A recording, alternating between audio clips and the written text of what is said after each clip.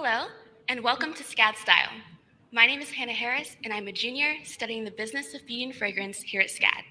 It is my honor to introduce our panelists this morning, Cashmere Nicole, Rosemarie Swift, and Brian Lamy. Cashmere Nicole founded Beauty Bakerie in 2011 with the mission to be sweet and to help sweeten the lives of others. Cashmere is focused on creating products that are health conscious and research driven. Beauty Bakerie as a brand is a direct reflection of Cashmere's perseverance and passion for both high quality and healthy ingredients that enhance the beauty in everyone, every single day. Rosemarie Swift is a beauty industry icon and co-founder of RMS Beauty.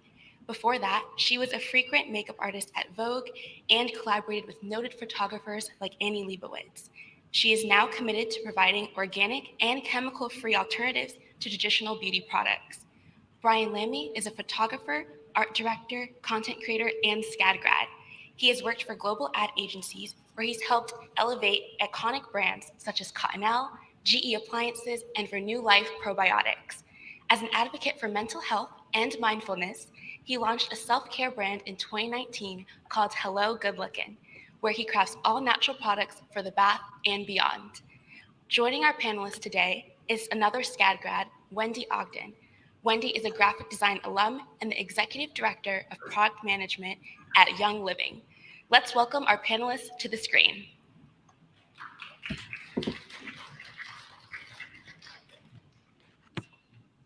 Good morning. Hello, panelists. Good to see you. And hello, audience. Good to see you, too. So the phrase clean beauty can have different meanings depending on who you ask, including consumers, brands, retailers. So what should really be crystal clear simply isn't, since everyone has their own set of standards for criteria when shopping for beauty products. Regulation of cosmetic and personal care products vary country by country, but overall the industry is highly unregulated.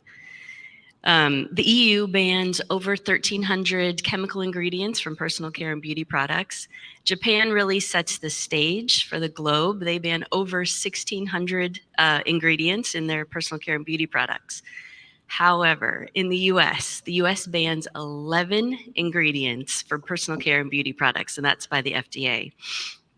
So in the US, it's really up to the consumer to read the labels, identify harmful ingredients, and understand what to watch out for. And consumers are seeking out brands that are defined as clean beauty, and retailers and brands are positioning themselves for clean beauty. So let's start with some panel questions. Like I mentioned, the US beauty industry is pretty unregulated. There's only 11 ingredients that you can't use that are banned in products. So no one is forcing any companies in the US to go clean. They're not forcing retailers, they're not forcing brands. All three of you are entrepreneurs who started cosmetic lines in the clean beauty space. For all three of you, I'm so curious, what made you want to start a line in clean beauty? So will you share your own personal journeys that led you to launch your current companies? Rosemarie, I'll start with you. Okay. Hello, everybody. My name is Rosemarie, and I've been in the business painting the models for years and years. I'm obviously much older than everybody, and I have really paved the way in really defining what is really clean. I feel that this industry has gone a little crazy with some of the ingredients they've allowed. Where, like you were saying earlier, Wendy, that they've been banned in Europe, Japan, and not here in America. And so as a makeup artist, when I was working with all these young models, they've all got beautiful skin. They're like young girls. And I'm putting this makeup on them that's got these debatable ingredients, or ingredients that are under scrutiny by the scientific community. And I'm starting to feel guilty. And I myself, I got sick years ago, and I had a really advanced hair, blood, and urine analysis. And they asked me if I work in the cosmetic industry. And of course, I just freaked out that they knew that. And I said, "How do you know?" And they said, "Well, we see a lot of these chemicals that you've got in the industry, the cosmetic industry, as well as hair people." So that just threw me for a loop. I did a website called beautytruth.com. and just talking about some of these regulations and these ingredients that we're getting in American cosmetics. And it was funny because I ended up creating my own brand. I just wanted the girls to have healthy things that they could put on their face. And, I just continued doing what I do, and I now own RMS Beauty. So it's paying off. Yeah, thank you. That must have been shocking to find out that your profession, because you're working around beauty and cosmetics, actually could damage your health. Cashmere, will you share with us your experience? What made you get into clean beauty? Sure. For me, it began on a personal level and then it expanded out from there. So I was about 27 when I started Beauty Bakerie and decided, I'm going to start this brand, and, I want to make sure I have a social mission. So I'll give back to raise breast cancer awareness. Just because I love the color pink. It was very shallow reason to support breast cancer awareness at the time. And then a year later was diagnosed with breast cancer and had to undergo a double mastectomy at like 27. And so I just could not wrap my head around why someone that age would have something so serious. And I began to be afraid of every product. Everything I touched, everything I put on my body, bras with wires. And so that led me down this path of really starting to get familiar with ingredients and studying them.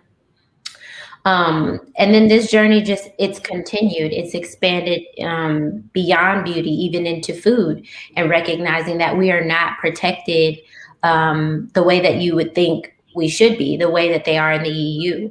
I recently did travels throughout a few countries in Africa. I've been to Dubai several times, and I'm not sick when I use products in Japan or food in Japan, yet I would be sick here at home. And putting it all together, I think that we can complain, or we can be leaders ourselves and just take up that job of protecting the people who use products out there and trying to get the information out there as much as you can. Yeah, it's really interesting that, the idea that once you start looking into ingredients and how they can be endocrine interrupters or, are cancer related, it's fascinating that we don't do more in the US to protect, our own people. Especially, when young women, 12, 13, 14, they start to use a lot more personal care products, beauty products, their bodies are developing. We're just seeing a lot of impact in endocrine disruptors and, incidents of cancer. So your comments are spot on. Okay, Brian, what about you? What are your thoughts? Yeah, similar to both of them. I'd say I recognized how these products were affecting my own hormones. And I mean, I'm a believer that everyone should get that tested, even if you are young, because there's so many things that we don't realize that are affecting that. And so, to acknowledge and understand how they're affecting your body is so important so that you can take charge of that. And for me, I've always really gravitated towards more clean and organic products. I think just, my family, the products that they use, even like essential oils, I was introduced to, I feel like at a younger age, to really understand what they can do.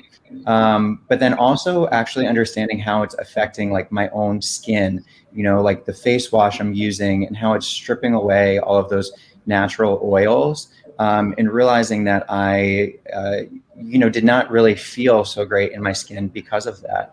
And so, when I switched to using, natural, organic, plant-based products, it's amazing that like I just feel so much more hydrated, and it's not stripping away all of the healthy things from your body and then having to add those in with more kind of chemical products.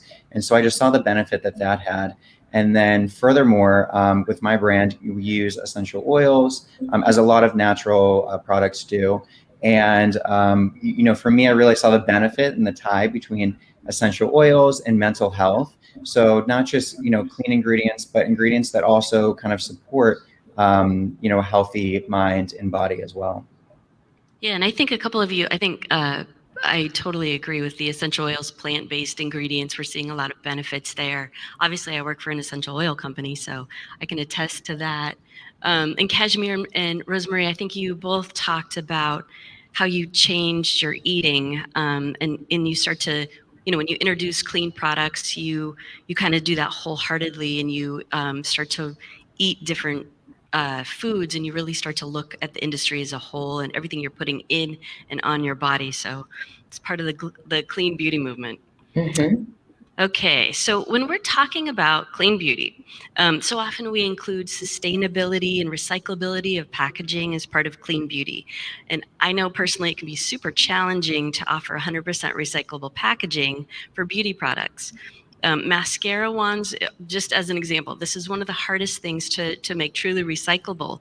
You can't recycle those mascara wands. You can upcycle components, you can upcycle wands, you can upcycle brushes, but really it's difficult to do 100% recyclable products. So I want to know, what are you guys doing to meet the growing demand for recyclable packaging?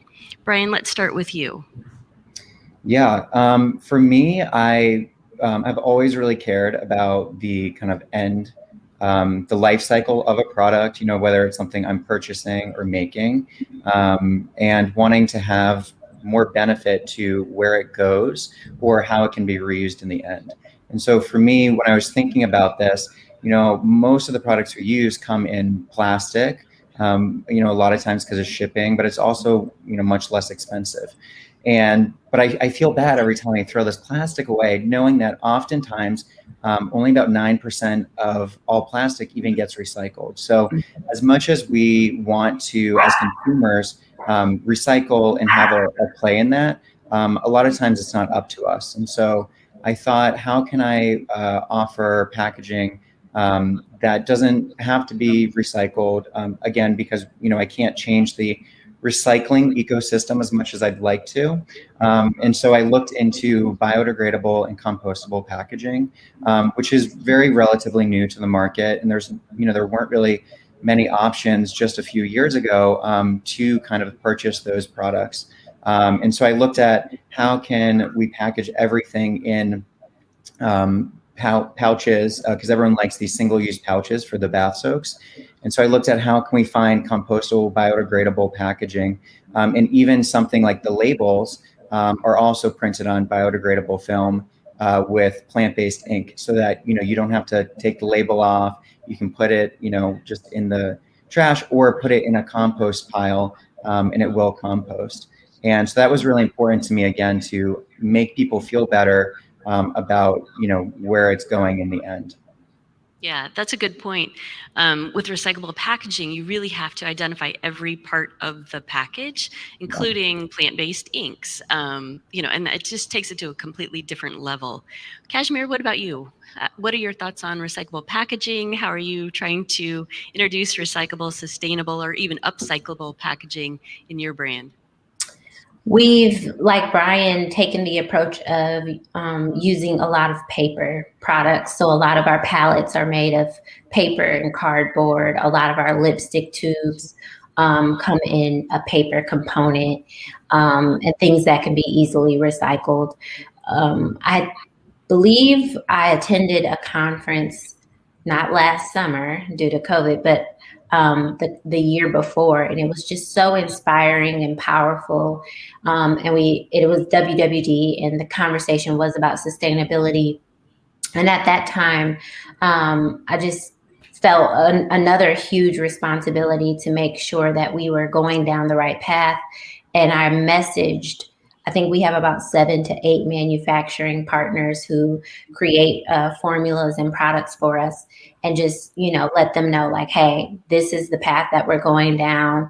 So I know you guys like to sell us things, but don't even show us anything unless it's kind of, it's able to be recycled or compostable. So Yeah, that's interesting. I know bamboo is a huge growing part of recyclable packaging because it's so sustainable. But still, it is hard to do on large scales. If you're, selling hundreds of thousands of products a year, it's hard to get that true recyclable packaging.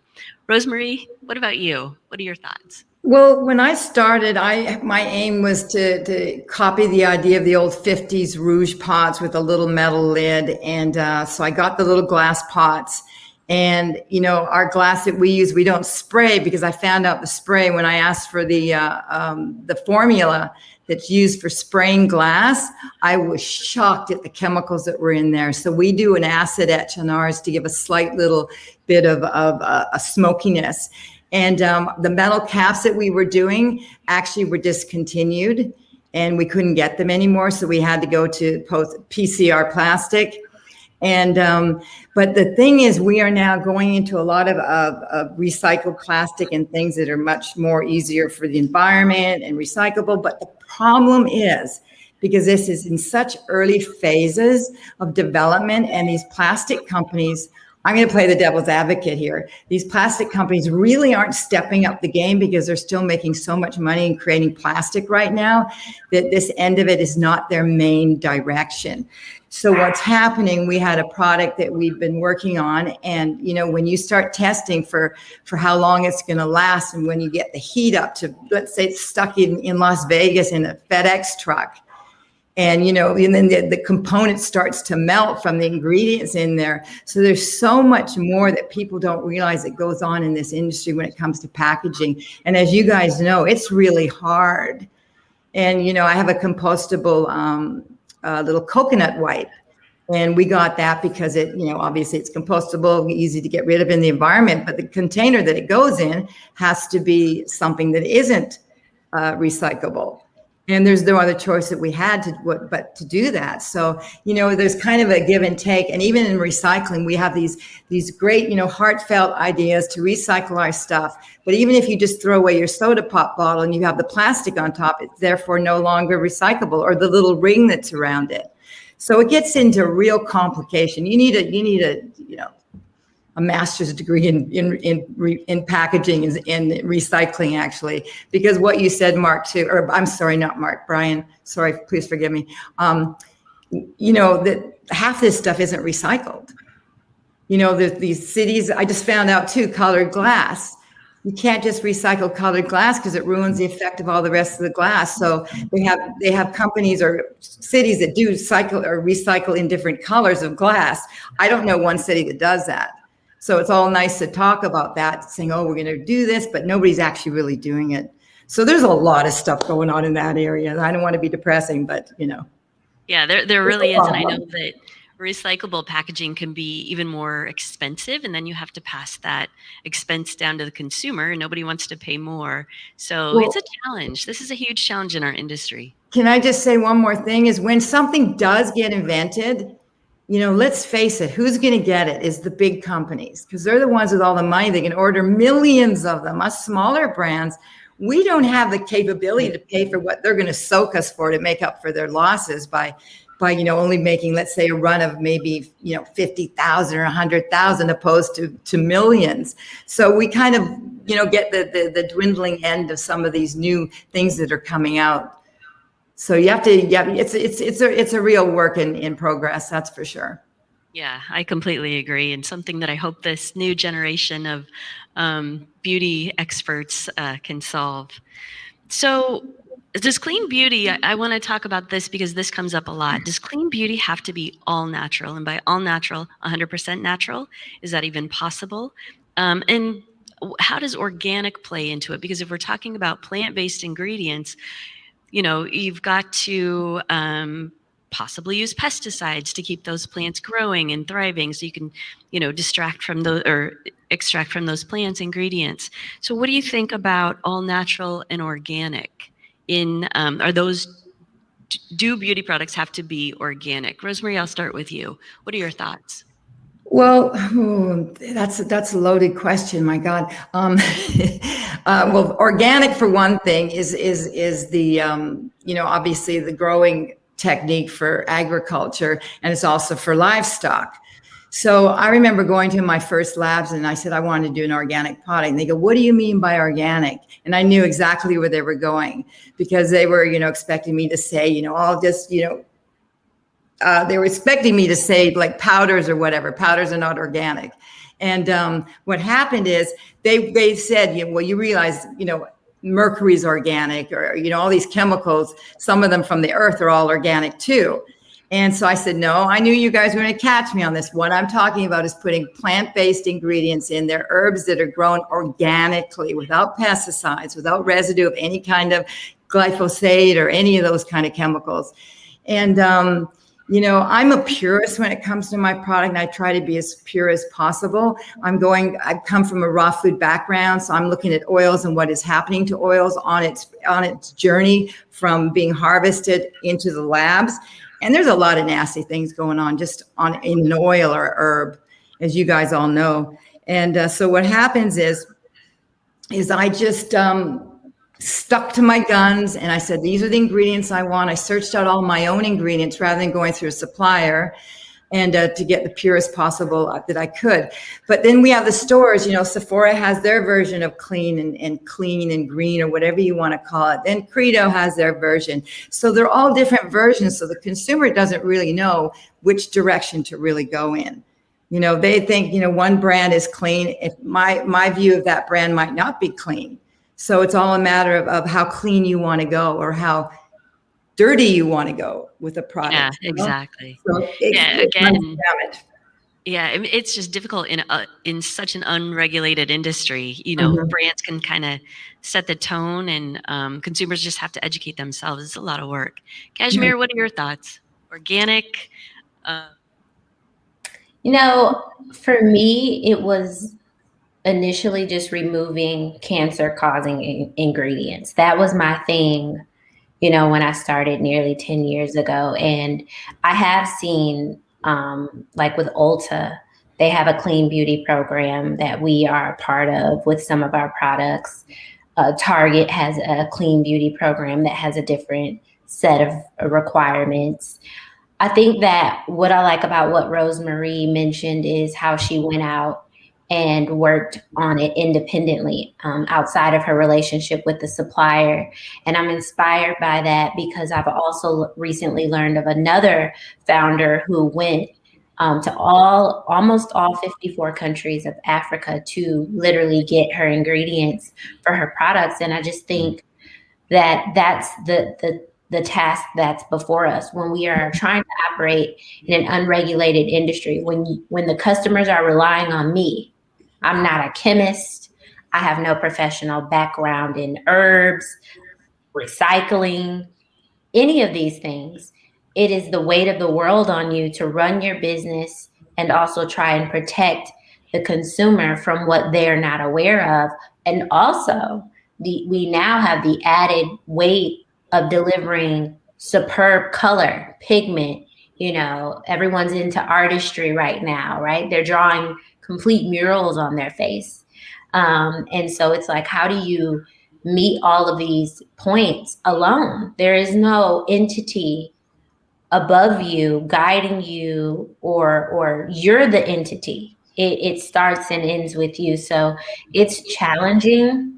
And I think that what I've learned thus far, I've been proud of, and I envision soon being able to put someone into that role at Beauty Bakerie, stepping out of that role myself and putting someone into that role who has kind of that international knowledge, and maybe venture into other countries where they are more regulated and getting products from there. Yeah, that's a good point about pigments, highly pigmented cosmetics. It's difficult to get that coloring in a natural form. Almost impossible for some colors. So yeah, I think you're spot on. Brian, what are your thoughts? Yeah, I'd say similarly, my goal was really to create products that, remove those ingredients that are disruption to the body.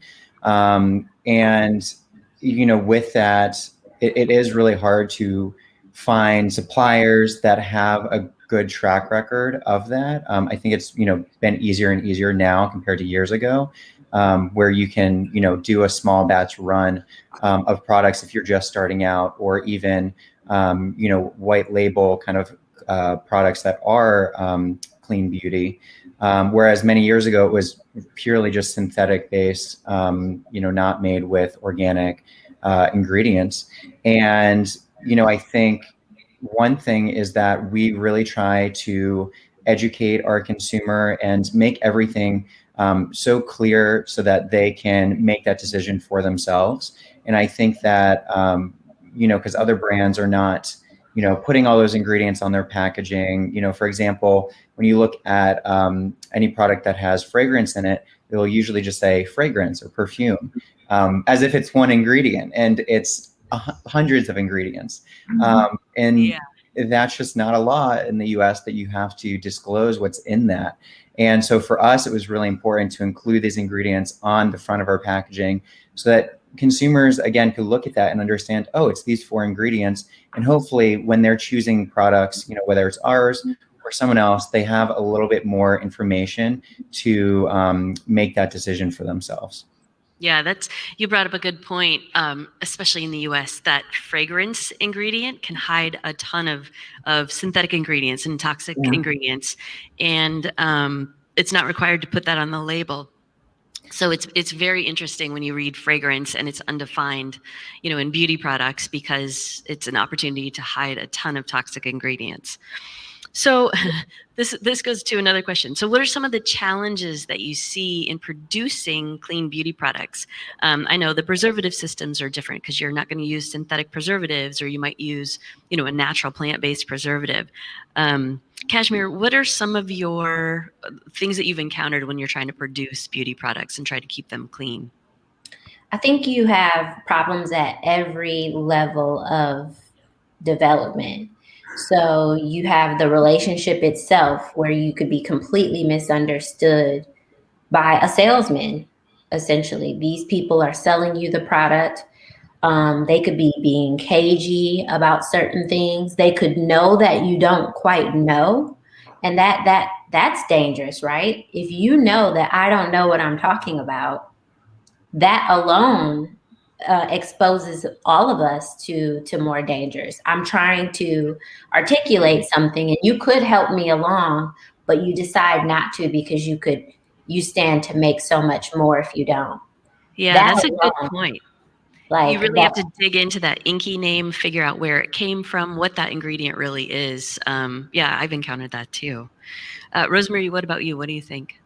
What's been some of your challenges? It is, anything with, I feel sometimes you have to be a scientist to get through this whole industry. You have to, and Cashmere, what you said about, having to pass this all on to your, sorry guys, I got to get my dog or she's going to bark.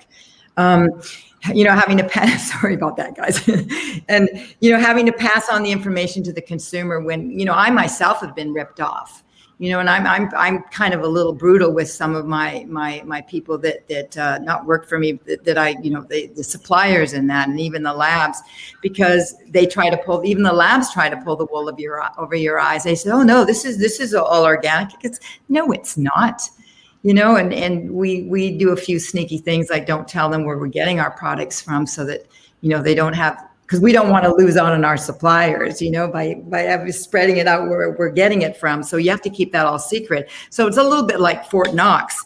And it's, it's something that the people really have to find their faith in a brand that they feel that's safe with. I think is really, really important. Because then they know that, they know they can ask whatever question, it's going to be answered properly, and they know they're getting a product that's pure and clean, and that is how they feel safe with. So, and safe with a founder that cares to dive deeper. Exactly. We can't achieve 100% safety with how we are positioned right now. Exactly. Yeah, that's a good point. You really have to have almost a chemistry background to really understand what those ingredients are. Look at those inky names, figure it out, figure where they came from, all that. It's like being a detective. Brian, what are your thoughts? I think, just like Rosemarie was saying, the science behind it and really formulating those products. Again, it has been, I'm sure, Rosemarie, when you started out, there were probably very few co-packers, manufacturers that you could go to and do a short run and test new products and just pay a couple $1,000s to formulate, whereas now that's a little more prevalent, which is really beneficial. But I'd say One is the formulation very difficult, and two is trusting that the ingredients that you're purchasing, especially when starting out and kind of formulating some of these things, that they are authentic ingredients. And like when I was working with essential oils, there was one product that I noticed after 2 or 3 months, it would get kind of watery. I was like, what's happening here? And sure enough, I realized that the essential oil I was using was diluted with coconut oil. And it did not say that on the packaging. It did not, the manufacturer did not disclose that. And so, now I've found partners that do have, ethically sourced, traceable ingredients for their essential oils. But that's a big thing because, of course, you want to make sure that when you're saying this is, a clean beauty product, that you can really stand up for it and that it doesn't come back to kind of bite you without your knowledge. Yeah, that's a good point. Can I tell a story quickly, you guys? This is really important. Absolutely. I was creating my beauty oil, right? And we wanted to find a little fragrance. I use that word lightly to put in it so it have a nice little scent. And we have a supplier who used to be USDA certifier. And so she's very, very versed in the industry. And she got these beautiful fragrances from a woman in Hawaii that cultivates them from her farm there and everything. And they smelled amazing. And I'm like, oh my God, that's the scent I want in my product. Well, this woman, being a woman, no offense to you, Brian, but being a woman, we have very strong intuition. And she had a feeling to get it tested. Now, these were USDA certified organic. And when the testing came back, they were synthetic. And that's with certification. So we got a big problem coming there too, guys, just so you know. Yeah, exactly. It is tough. You have to do the due diligence with your suppliers, and you have to, but you also want your beauty products to smell good. You don't want a lipstick that smells weird. You want a lipstick that smells good. So what ingredients are you going to put in there to make it taste good and smell good? And, essential oils, I think, are probably the cleanest way to go. You can use peppermint or wintergreen or something like that. So yeah, good perspectives. So I'm really curious about, and obviously this is a huge movement right now, brands that are supporting causes, brands that are supporting social issues, things like that. Brian, will you discuss your passion around helping people with mental health issues? So why did you go down this path, and what are you hoping your brand Hello Good Looking does for people? Yeah, for me, mental health is something that I have struggled with from when I was young, and I've really worked at how to take care of my mental health, take care of myself. So things like Cashmere and Rosemarie were saying, like even eating, the food that I eat was a really conscious decision that I made. But in this kind of journey of learning how to deal with things like OCD and Tourette's and anxiety, I really leaned on, an experience that would help me kind of think through my thoughts, my feelings. And so the bath was actually kind of the place where I could do that, really de-stress and, release the anxiety that I have. And so with that, I kind of started pairing things like Epsom salts, essential oils, organic oats, to kind of create this whole experience. And so for me, I'm really designing this experience where it's the product, the physical product, then also bringing in things like music and reflection to help support people's mental health. And again, so that people can kind of learn and for themselves. And then furthermore, soon we'll be announcing some news about, a certain percent of our product purchases will be going towards mental health organizations that help give access to people who might not have access to things like therapy, so that, just creating more equity for everyone out there. That's fantastic. That's really good information. So in 2009, Rosemarie, I love this quote of yours. You said, eventually the clean beauty industry will just become the the beauty industry. This was in January of 2009. So pathetic. You had the foresight to see this. So tell me, what do you think the future of clean beauty looks like? And this was back in 2009. Fast forward to 2021. It's a huge movement. What does the future look like? Where do we go from here? Well, if you look at what's going on in the world right now, it's really about your health. And people are waking up to realize that they have a very strong immune system that they need to incorporate properly into their eating habits, their drinking habits, their mental habits, meditation, all that stuff. And that continues through with what you put on your skin.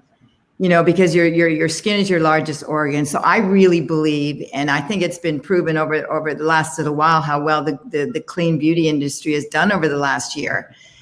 And it is actually done better than the normal industry from what I've heard. And so I think we are definitely going to be going cleaner and cleaner. We have to, because we're it's not working at what we're doing, and people are waking up and smelling the coffee and realizing that they got to get their health in gear. They've got to be strong. And, that includes doing the makeup or not doing the makeup. I'm sorry, wearing makeup that's clean. That includes eating clean, healthy foods, organic foods, even growing your own foods. And I think it's going to keep growing, and even the larger brands are putting out cleaner products now. They're actually getting under scrutiny from the consumer. Like, why do you have this in your product? Why don't you use this? So everybody's kind of getting a wake up call on the industry, and they're being called out. So I think it's going to go towards being very clean. It has to. Yeah, I agree. Consumers have become watchdogs, and they've called out brands, called out companies. So, Cashmere, what are your thoughts? I see. I wonder if it will ever turn into a situation where some of these organic plants or really great ingredients will be sought after like gold. I wonder how crazy it will get. Yeah. And then I also think about how we regress, how we tend to go forward and we step back. So a part of me feels like we'll have a really educated generation or two, and then a generation that's like, we don't care, like we just want color. And we're like, no, what are you doing? So I can see it going both ways. It would honestly be great if we could, take a look at all of the ingredients we're putting in and on our bodies, whether it's food, pharmaceuticals, or anything, and really turn to the plants, because our bodies are genius. I mean, they know. And I've become really crazy. And, my boyfriend often laughs at me because I'll be like, why is my toe twitching? And he's like, you pay attention to a toe twitch. And I'm like, everything your body does is a message. It's a little text message from your body to you, letting you know you did something. And I love figuring it out. I tell him I'm a body whisperer. Like, I'm going to figure out why my toe twitch. And I figured it out. But it's amazing. That's fantastic. That is true. Your body tells you. What was it? I just literally needed like calcium. So I started taking calcium vitamin, but... So, Brian, what are your thoughts? What do you think the future of clean beauty looks like? Yeah, What's the next 10 years? For one, I'll say, Cashmere, that's great that it's not just me thinking that, because it is everything your body does. Like thinking about even acne is a sign of something that's more internal. And, I think just finding out what that answer is so helpful, because we can keep putting topical things on our face, but until we figure out what's really underlying, the topicals will only do so much. And so I think that's a great sentiment. For me, I'd say what my hopes are for the industry in the next 10 years is that there will be regulations placed on companies and organizations, because I think, while we can create the, these new companies and these new brands and products for people. I think that until regulations are put on, there's still going to be those brands out there that are selling products that are harmful to people who don't know, again, because, it's just education. And even looking at things like the laws for transparency in ingredients, and also traceable ingredients to understand where they're coming from, how they're being processed, things like that. And of course, a lot of brands, our brands included, are doing that. But I think more brands need to do that. And we can also look at kind of the food category in the way that they've slowly kind of are trying to add those regulations to nutrition labels. But it's still very far from where it needs to be. So that would be my hope. And or it's just, brands like ours kind of overtake the brands that are not changing and evolving.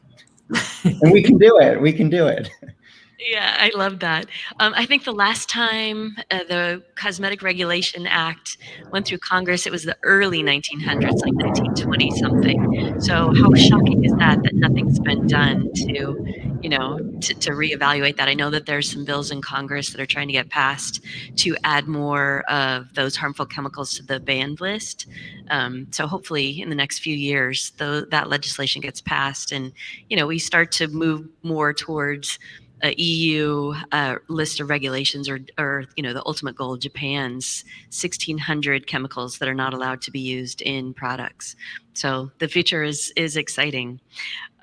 So Cashmere, I saw that Beyonce, somehow Beyonce gave you a boost. She gave your brand a boost and really got you out there. I'm so curious, especially for the students here and online, how do you get Beyonce to speak for your brand or to be affiliated with your brand or any celebrity that you really would love some kind of endorsement? How did that happen? I do want to be clear. She mentioned us, but because we were so small at the time, it didn't give a sales boost of anything. So I want to be transparent because I think it's only fair to Beyonce and to people who carry the weight of being a celebrity for people to understand, what it means to be affiliated. But yeah, it was just after I was in the middle of recovering from breast cancer, literally had drains hanging out of my body when I got a call that they wanted to feature me on Beyonce's website for Breast Cancer Awareness Month. And I remember falling asleep and then getting another call, like, are you going to do it? And I was like, I need to wake up because this is Beyonce, but I'm like fighting medicines and pain pills. And so I get up and I do the call, and the next day or two, it was on her website. And I was just shaking. I just couldn't believe it. What was most powerful about that and why it's important for Brian, Rosemarie, you, all of us to do these things is she doing that gave me more fire under myself. It made me believe that if anybody can come across my story and be inspired by it, and someone with that much status to come across my story and take the time to share it, then I can reach anyone. And I better not quit here. And I think at the time there was no one was really on Instagram or anything like that. And who really was probably on B's website all the time, right? I had to tell people I was there, and I'm sure a lot of people who visit her site were there. But if she were to feature us like on her Instagram today, I'm sure it would be far more powerful because that's where everyone is right now. So I just wanted to frame it. The most powerful thing it did for me was give you that confidence that you can do what you're doing. And confidence is honestly golden. Too many people quit before they get there because they believe they can't. And believing you can is the key. That is fantastic. So out of something pretty bad came something good. Yes. Yeah, but I do believe confidence in building a brand. I mean, that is essential. So yeah, she bought so much she had 8 kits is what I learned from her team. They're like, oh, she wants to buy things for her 8 kits. And I'm like, 8 kits? That's fantastic. Wow. I love that story. So, and I do love that confidence. If you're running a brand, you better be confident and you better not give up and persevere. And also be authentic, put yourself out there, tell your truth, tell your story, because that's interesting. And I think consumers today are looking for more authenticity and transparency. So thank you. All right, you guys have been amazing. As panelists, we are going to wrap it up. We're now going to take questions from our audience online and in person. So I'm going to hand it back to Hannah Harris. Thank you, Wendy. Cashmere, Rosemarie, and Brian, thank you so much for spending this time with us. We're now going to take a few questions from our audience. Please make sure to direct your question to a specific panelist. Here in the theater, we have 2 microphones, so everyone can hear you, and just raise your hand. For those of you in our virtual audience, we will do our best to get to as many questions as possible. Be sure to type them into the chat. Our first question is for Wendy. What was one thing you did right when you started in the industry, and what would you suggest that everyone learns from it? I think the most important thing is to really understand ingredients, do a deep dive into, what are these ingredients that we're putting in our products, parabens, phthalates, triclosan. Why are they bad? What do they do to the body? Because when I first started in the industry, I was like, well, if this is the industry standard, why wouldn't we use these? Once you start doing your own research and you realize how harmful a lot of these ingredients can be, and they can be subbed out for natural ingredients, you really get passionate about the whole clean beauty movement. You get excited, do what you love. I love products. I love beauty products. I love skincare. So it's a natural fit. And if you're doing something that you're not passionate about or you don't fully understand, that can be a detriment. So I think, my best advice would be to really understand those ingredients and also look to what those ingredients can do to the human body. That'll help you understand and motivate you to do your research, get clean ingredients in there, and create amazing, truly clean products. Yeah, that's amazing. So Penny asks, hi panelists, it's overwhelming as a consumer to tell what beauty brands are truly trying to be clean or become cleaner, and which brands are trying to trick us with greenwashing. What words should we look for on labels, and what words should we be skeptical of? How can we become label readers when shopping for clean products? I would just say that maybe to first not look at it like there are brands trying to trick you or that there are leaders who aren't. The effort itself is the true story here. I won't achieve 100% safety for you as a founder because of the challenge of not having the assistance of a government or an entity or regulation. But I am trying. And I think you want to look for who's trying, who's attempted to talk about these things, who has information maybe on their customer care page about ingredients, who's showing the ingredients on their website, on their packaging, who's participating in clean beauty programs for some of their products. Maybe they can't get all into clean beauty. Some of the ingredients that I typically look for that stand right out for me, that have caused a little symptom that I noticed immediately have been wheats and corns and like tocopherol acetate, which I learned after it burned my scalp really, really badly. Bought it at a beauty supply store. It said pure. I don't think I understood the difference between pure and natural and organic at the time. And I was like, my mom knows I'm allergic to glutens and grains. And I said, Mom, I don't know what I've done. My scalp hurts so bad. Look at it. And she said, what'd you put on it? And I said, vitamin E. And she said, you can't have vitamin E. It comes from wheat. And so then as I started to go down the path of understanding the difference between tocopherol and tocopherol acetate, I learned that they have to add acetic acid to vitamin E so that it can stay on the shelf longer. But that acetic acid, I think it's synthetic. It tore me up. So you really want founders who are trying, who may have experiences, whether it be family members or others that they've shared, check their highlights on Instagram, check their about page on their website, their YouTube, and hear from the founders directly. And if you can't hear from the founder and you're not really getting those answers, then maybe you are dealing with a founder who just hasn't made that a priority. Yeah, Gotcha. Can I add something onto that if you guys don't mind? You know where you can go to the ewg.org or the cosmetics database.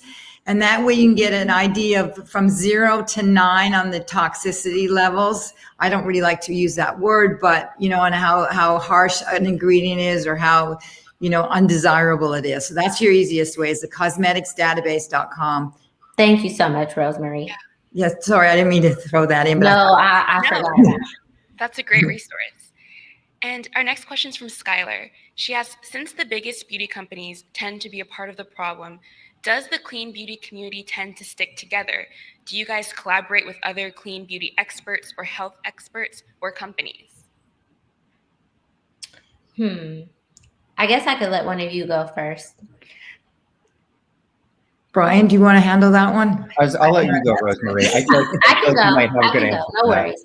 I think that it's difficult in a 12 and 16-hour day, 7 days a week for the past 10 years.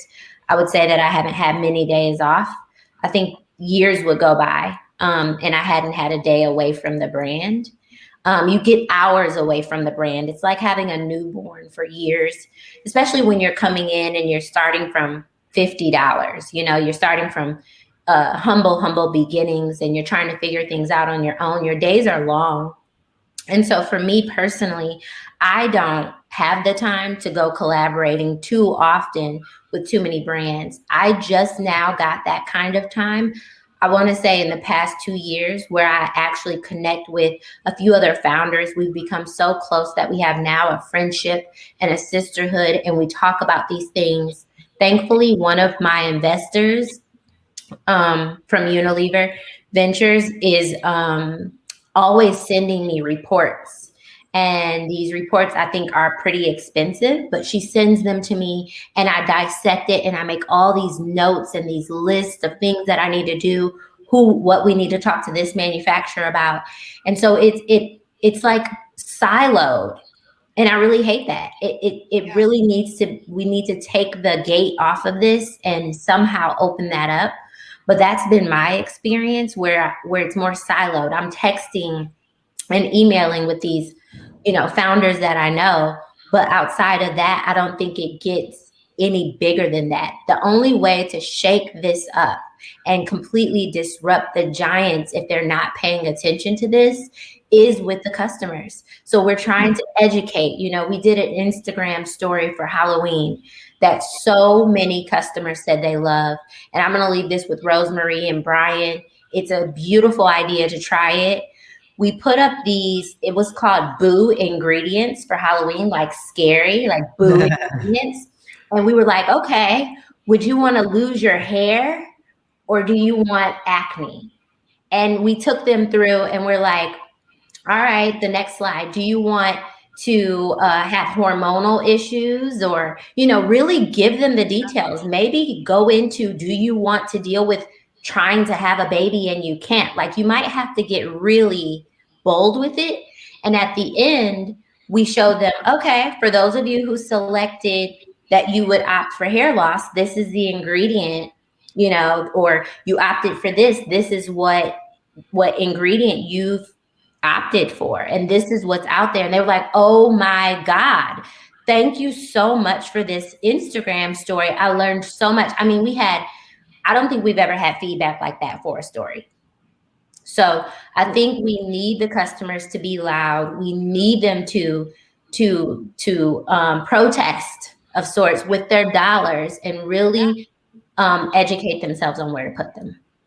No, for sure. I think where you spend your money, I think for consumers is definitely becoming a place to show what they care about the most and their own social missions. Our next question is going to come from our audience live here. Hello, my name is Cassidy. I would like to have my own beauty brand one day. So I was wondering what experience or event launched you guys into the education and confidence you needed to start your own? There. I started my own brand just because I got fed up with how the models were looking with the typical full face makeup on. I wanted sheer products. I wanted the face to look luminous and glowing. And again, I think somebody mentioned too, I think it was you, Cashmere, is knowing your ingredients and knowing exactly what you want to do. But the biggest thing for me is listening to your own gut. Women's intuitions, men's intuition is alive and well in the gut. Just listen to that little like pang of enthusiasm or that pang of dread and go by that when it comes to what you're doing and listen to it. Don't question it ever. And that's what kept me going. I really listened to my intuition on what I'm doing. And that is what's helped me the most. Because if you start opening your mind up to listening to all these other people and their input, you're never going to get anything done, because nobody has the exact same feelings about something you're going to achieve or that your desire is to go towards. Nobody's going to have the exact same feeling. Everybody's going to say, oh, do this, do that. Oh, no, don't do it that way. You're going to go crazy. So listen to your gut and only your gut. And I would add, I think there's so many people that will tell you you're not, people aren't going to like the product you're doing, or, you need to like get out of your own mindset. Like for me specifically, talking about like feelings and emotions and tied to the brand, I think that, new generation of people want to do that and want to understand what to do with their feelings. And so that's, a nice tie into the brand. But I think also listening to what your the customers that are giving you really positive feedback, I think that's a great way to remind yourself of what you're doing and how to keep going. And so when I hear those things of, people saying how it's helped their own mental health and this experience is really helping them reflect about their own life, that's really what keeps me going. It reminds me that what I'm doing is actually having a larger impact than, I envisioned. Yeah, for sure. So we have one last question from our audience here in the theater. Hi, my name's Amanda, and my question was, how do you keep your fire fueling when it seems that the beauty brands that aren't clean are still kind of leading in that success? Like, how do you keep going, kind of going back to talking about not quitting? You know what? I never watch anyone else's plate. Comparison is the thief of joy. I agree. Comparing will rob you of your enthusiasm. You were so excited, and then you saw that. You were so on it. It's literally like running track or running in a competition.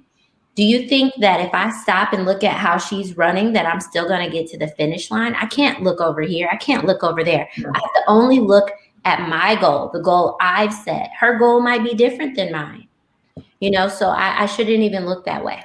Brilliant. I agree. Yeah, I agree as well. That is so true. So thank you so much to all of our panelists today and Wendy for being here. Thank you to you all for joining us.